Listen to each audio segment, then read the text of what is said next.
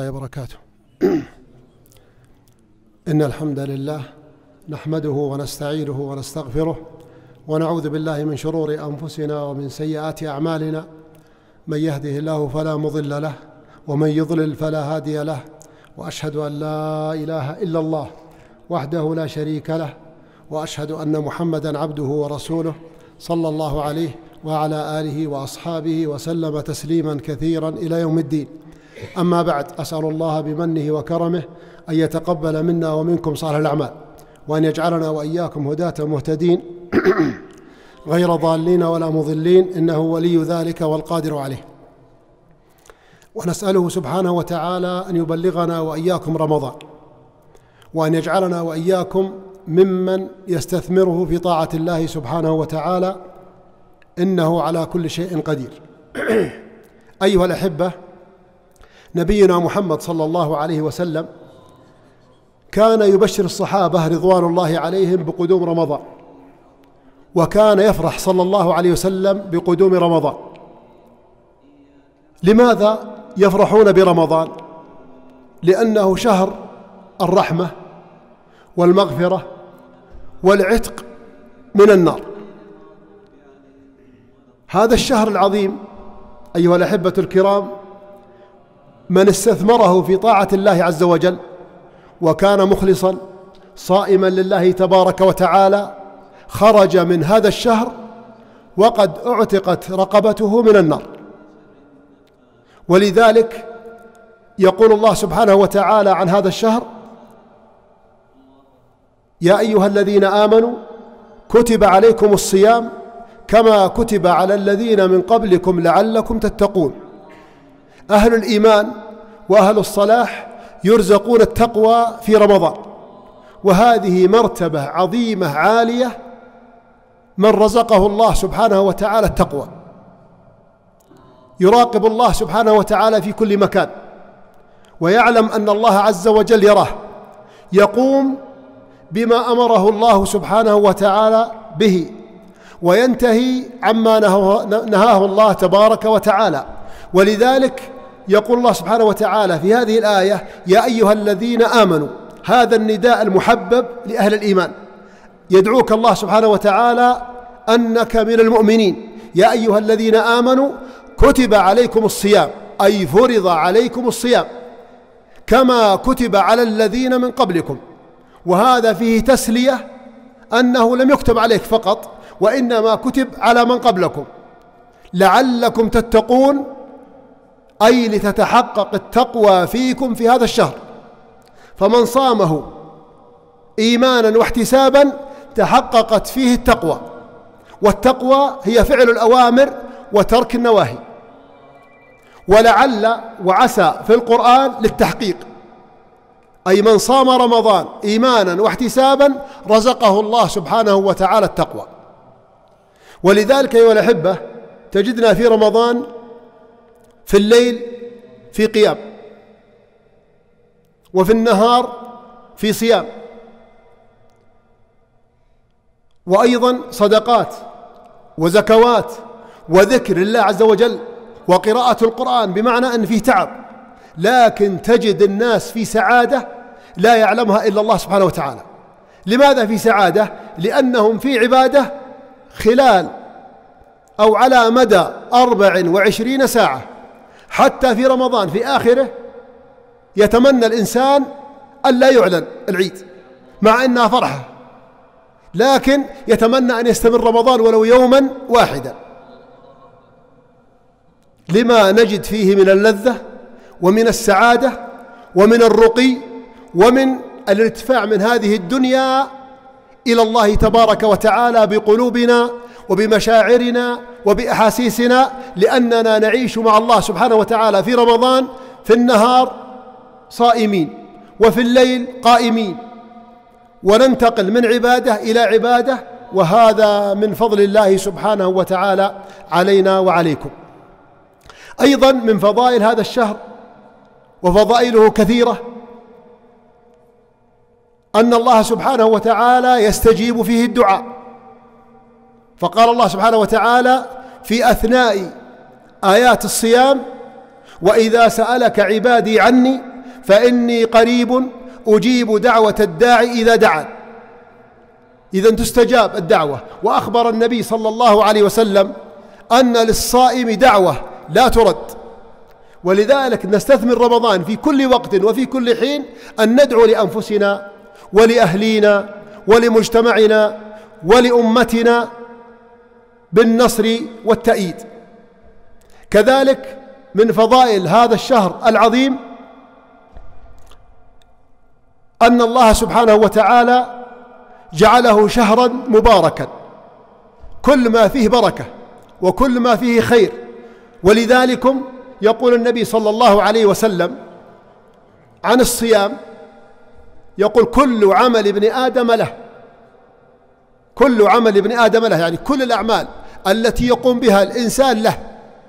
معنى هذا الكلام هي لله عز وجل لكنها له، ثم استثنى الله سبحانه وتعالى الصيام، فقال الله سبحانه وتعالى في الحديث القدسي إلا الصيام فإنه لي وأنا أجزي به. الذي يجزي عن الصيام هو الله سبحانه وتعالى. إنما يوفى الصابرون أجرهم بغير حساب. والصابرون عند أهل التفسير هم الصائمون. أيضا من فضائل هذا الشهر أن من صامه إيمانا واحتسابا غفر له ما تقدم من ذنبه. مر من عمرك 70 سنة 80 سنة 20 سنة 40 سنة، كل ما مر إذا صمته إيمانا واحتسابا غفر لك ما تقدم من ذنبك، إيمانا بالله عز وجل أن الله فرضه، واحتسابا للأجر من الله عز وجل. من فضائله كذلك يقول النبي صلى الله عليه وسلم من قام رمضان إيمانا واحتسابا غفر له ما تقدم من ذنبه. صلاة التراويح مع الإمام حتى ينصرف، قال صلى الله عليه وسلم من قام مع الإمام حتى ينصرف كتب له قيام ليلة. كم القيام في التراويح؟ ما تتجاوز ساعة، صلاة العشاء والسنة والتراويح، لكن من قامها فكأنما قام الليل كله. ولذلك بعض الناس محروم، تجد أنه يصلي ركعتين ثم ينصرف. أين تذهب؟ ما عنده شغل ولا عنده ارتباط ولا عنده شيء ضروري، وإنما يخرج ولا يكمل مع الإمام الصلاة والتراويح حتى تنتهي. فمن حافظ عليها في رمضان من أوله إلى آخره رزق بإذن الله سبحانه وتعالى التقوى، وغفر الله سبحانه وتعالى له ذنوبه، ووفقه الله عز وجل لقيام ليلة القدر. أيضا يقول النبي صلى الله عليه وسلم من قام ليلة القدر إيمانا واحتسابا غفر له ما تقدم من ذنبه. لاحظوا، إذا فاتك الصيام ولا كان في خلل لا يفوتك القيام، فإذا كان في خلل فلا يفوتك قيام ليلة القدر لمن وفقه الله سبحانه وتعالى لقيام هذه الليلة. ويقول النبي صلى الله عليه وسلم الذي يقول عليه الصلاة والسلام في حديث عظيم إن لله سبحانه وتعالى في كل ليلة من رمضان عتقاء من النار. في كل ليلة من رمضان عتقاء من النار. محروم حقيقة من دخل عليه رمضان ثم خرج ولم تعتق رقبته من النار، لأنه فرصة لا تعوض، ولن تجد هذه الفضائل وهذه الخصائص وهذه المزايا إلا في شهر رمضان. نسأل الله سبحانه وتعالى أن يجعلنا وإياكم ممن يعتقهم الله سبحانه وتعالى في رمضان، إنه ولي ذلك والقادر عليه. أيها الأحبة، كيف نستعد لرمضان؟ أولا نستعد لرمضان ونستقبله بالدعاء، ندعو الله سبحانه وتعالى أن يبلغنا رمضان. الأمر الثاني ندعو الله سبحانه وتعالى أن يوفقنا للعمل الصالح وللقبول. الأمر الثاني الإخلاص لله سبحانه وتعالى، إنما الأعمال بالنيات، فتكون نياتنا خالصة لله عز وجل في صيامنا، في قيامنا، في صدقاتنا، في ذكرنا لله سبحانه وتعالى، في قراءتنا للقرآن، أن نكون مخلصين لله تبارك وتعالى. فمن لم يخلص فلا يتعنى. لا تتعب نفسك إذا لم تكن مخلصا لله سبحانه وتعالى في عبادتك وفي طاعتك وفي صيامك، فلا تتعنى. من الأمور التي نستقبل بها رمضان أيها الأحبة، أن الإنسان في هذه الأيام التي قبل رمضان باقي حوالي 14 يوما، أن يقرأ في كتاب في أحكام الصيام وفي فضائل الصيام وفي آيات الصيام في سورة البقرة، يقرأ تفسيرها ليستعد نفسيا ومعنويا لاستقبال رمضان، ويدخل عليه رمضان وقد اشتاق لهذا الشهر وفرح بهذا الشهر كما كان يفرح رسولنا صلى الله عليه وسلم. مما نستقبل به شهر رمضان التوبة، أن نتوب إلى الله سبحانه وتعالى، وأن نعود إلى الله عز وجل، وأن نعزم ألا نعود إلى المعاصي ولا إلى الذنوب. يا أيها الذين آمنوا توبوا إلى الله توبة نصوحا إن الله يحب التوابين ويحب المتطهرين سبحانه جل في علاه. تخيلوا، يحب المتطهرين ويحب التوابين العائدين إلى الله تبارك وتعالى. ومن لم يعد في رمضان ومن لم يتوب في رمضان فمتى يتوب؟ لكن نتهيأ بالتوبة وبالعودة إلى الله سبحانه وتعالى. من الأمور التي نستقبل بها رمضان أن نعزم على التغيير. إن الله لا يغير ما بقوم حتى يغيروا ما بأنفسهم.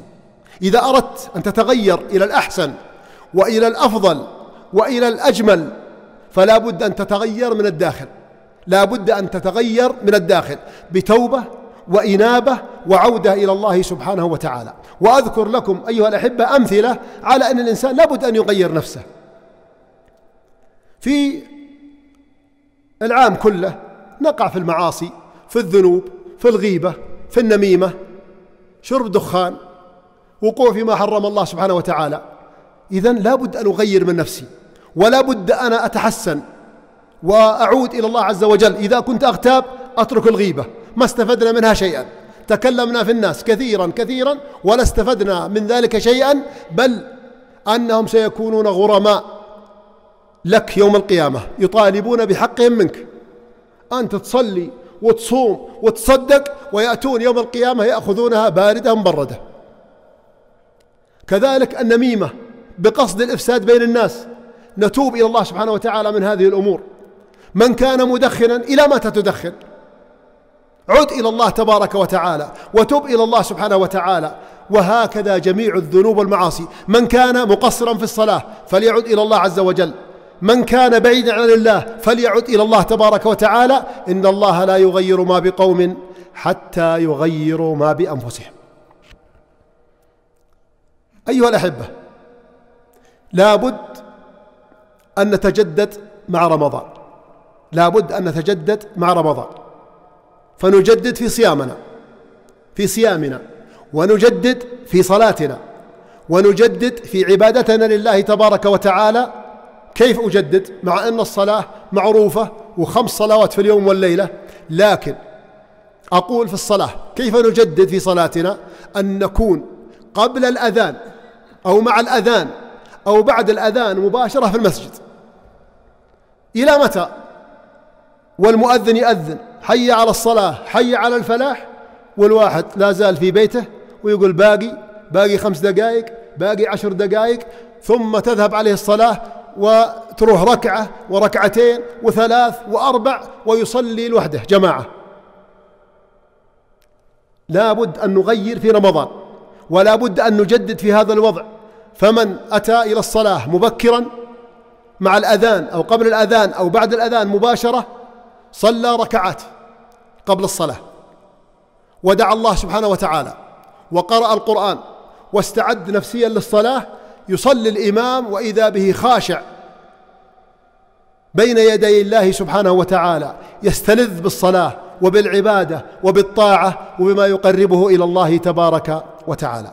كذلك أيها الأحبة الصيام، لا نصوم كما صام الناس، أعلنوا أن هناك صيام صمنا، وأعلنوا أن هناك انتهى رمضان أفطرنا، صحيح، لكن لا بد أن نصوم إيمانا بالله عز وجل واحتسابا للأجر من الله تبارك وتعالى. أيضا في إفطار الصائم، أنت الآن عندما تأتي بالمأكولات وبالخيرات إلى بيتك ولأهلك ولزوجتك ولمن حولك، فأنت تفطر في كل يوم بعددهم، إنهم 10 أو 5 أو 7، أنت تفطر صائمين. لكن أضف عليهم هذا العام عامل واحد جنبك أنت كفيله، ادخل على هؤلاء من تفطره في رمضان ولو واحد. هناك من يفطر في المساجد وفي الحرم وفي المدينة المنورة وفي غيرها، لكن كل واحد منا بقدر استطاعته. إذن أيها الأحبة لا بد أن نجدد. كذلك في قراءة القرآن، بعض الناس يختم في رمضان 10 مرات 5 مرات 3 مرات 4 مرات. هناك من يجدد ويقول أنا سأقرأ القرآن مرة واحدة، لكن أقرأ معه تفسير أو أحد التفاسير للقرآن الكريم، فيقرأ مرة واحدة لكنه يقرأ التفسير، فيخرج منه بإيمان ويخرج منه بأحكام ويخرج منه وقد جدد حياته وإيمانه وطاعته لله تبارك وتعالى، وعلم كتاب الله عز وجل. عندما يسمع الإمام يقرأ وإذا به يفهم الآيات. لماذا؟ لأنه قرأ كتاب في التفسير من أوله إلى آخره في رمضان، مع أنه لم يقرأ القرآن إلا مرة واحدة، لكن زاد إيمانه بالله تبارك وتعالى. بعض الناس قد يختم 10 مرات ولكن لا تؤثر هذه القراءة في حياته. إذن المهم بارك الله فيكم أن يكون فيه تغيير في هذا الشهر وتجديد في عبادتنا وفي طاعتنا وفي صلاتنا وفي صيامنا. أسأل الله سبحانه وتعالى أن يبلغنا وإياكم رمضان، وأسأله سبحانه وتعالى أن يجعلنا وإياكم ممن يصومه ويقومه ويوفقه الله سبحانه وتعالى لقيام ليلة القدر، وأسأله سبحانه وتعالى أن يوفقنا وإياكم لكل خير، وأن يجعلنا وإياكم هداة مهتدين غير ضالين ولا مضلين. وأسأله سبحانه وتعالى بعد هذه الدنيا أن يجمعنا وإياكم في الفردوس الأعلى من الجنة، إنه ولي ذلك والقادر عليه. هذا والله أعلم، وصلى الله وسلم وبارك على نبينا محمد. جمعية الدعوة والإرشاد وتوعية الجاليات بأبها، بالدعوة نحيا.